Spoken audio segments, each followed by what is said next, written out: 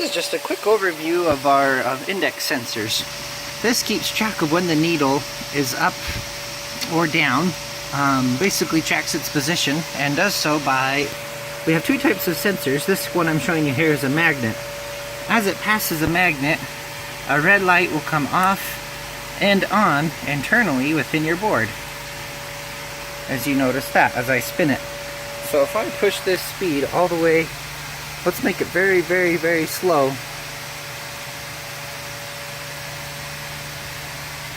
And then have it spin. And notice as it spins, it will trigger the light on and off, on and off. This is the magnetic sensor that we have.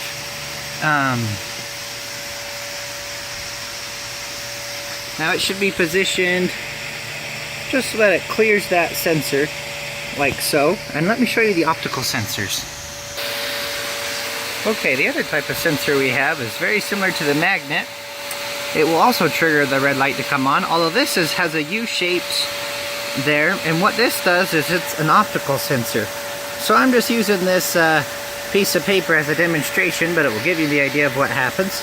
What it does is it simply goes through, it spins round and round and round. It will spin inside that U. It doesn't touch it, it just hovers gently above it, but in between these two, in between those two items there. So as it spins and spins and spins and triggers the red light. Now the actual disc isn't round all the way around, only part of it is. So part of it will pass through and then it stops passing, and then part of it will pass through and then so it just goes round and round and round to trigger the red light. So if what happens is sometimes this gets loose, and it will actually kind of, if that bracket where the screws go in those holes, if it slips, you just got to unscrew it and lift it back up. And let me go over to the quilting room so I can show you how this sensor, why it's so important. Okay, so here I am in the quilting room, and we're looking at this board that we saw outside initially with the little magnet sensor. Now, as you spin the hand wheel, obviously a red light inside will come off and on, off and on. So we're going to go ahead and look for that red light. Sometimes you can see it through one of the cracks around here to see if your sensor is still working. Let's take a peek through here and see if we see a red light anywhere.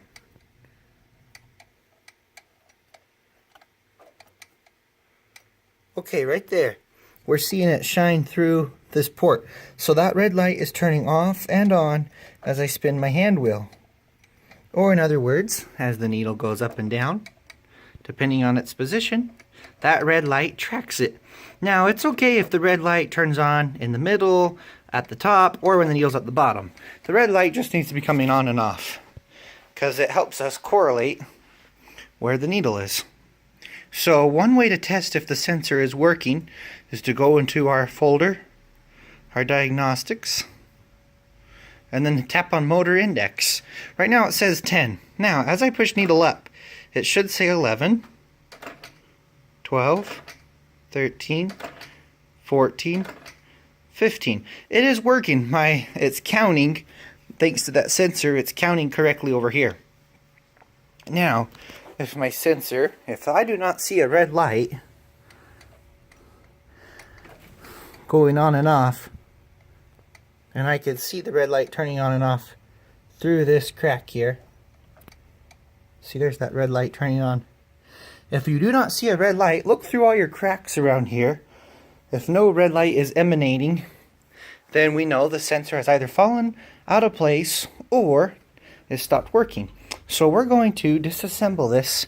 On this particular machine, the sensor is in here. Now on your machine, you may have to look for it. So I'm going to go ahead and take these screws off so I can show you the sensor. Okay, so I've removed my side cover and I see where my sensor is. Now I can tell on this one that this one uses an optical sensor and not a magnet. You can see that it has that U-shaped item in there. Let's get some light in there.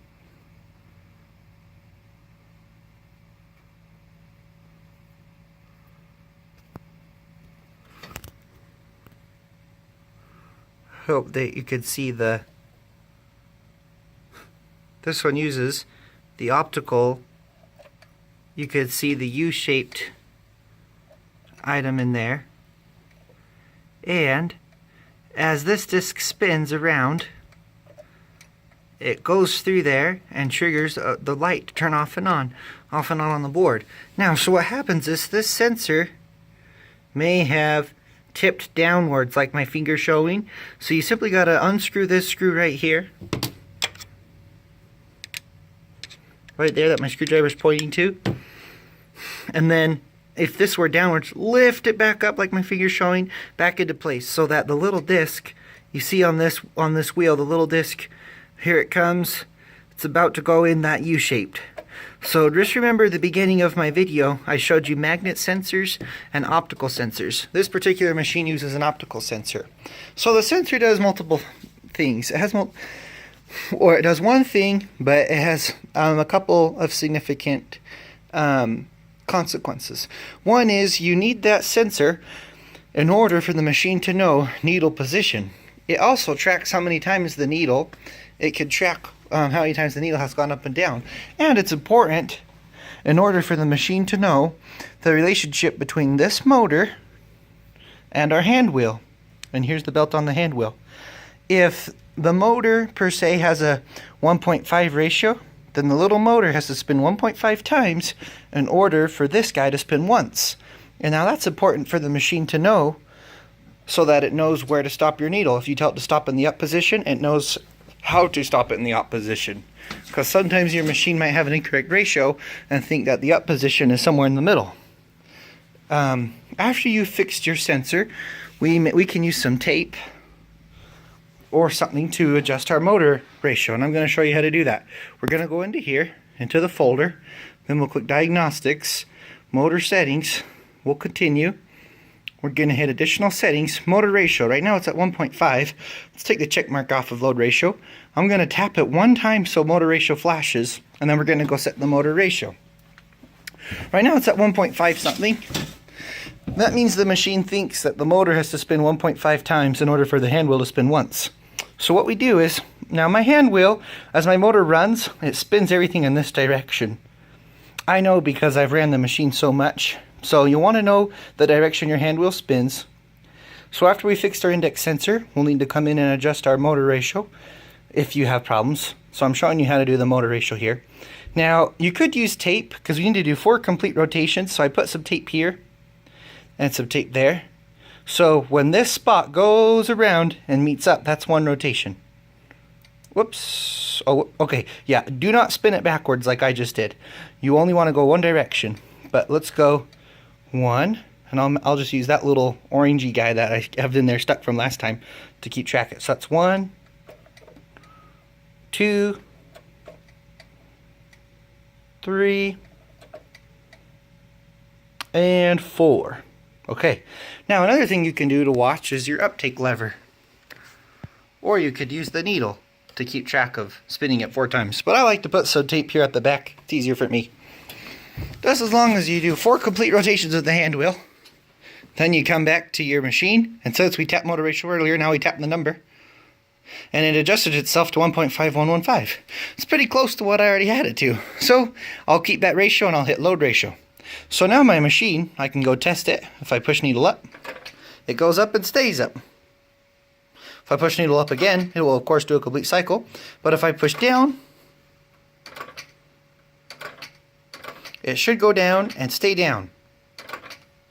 Now if it's up, like mine's up, and I push up, it'll go up and come back up. So that's a quick overview of sensors. If your machine's not working, you can't get it to stitch, is check your sensor. The other thing you want to check are your little encoders. Are they working? So one thing you can do is go to precision stitch. Now if I start it and don't do anything, notice how it stops because it didn't recognize any movement. So you got to be kind of quick. So I'm going to start it, come pick up my little encoder, and then spin him. And it should move your needle. Oops, looks like I got my hopper foot in the way. There we go. So let's go try again. So my little encoder, as I'm spinning my little encoder, got to make sure that one works. And our other one at the back. We'll lift him off the track too and spin him. So those are ways to find out, is your machine in fact stitching, or is there another problem? So thanks for watching.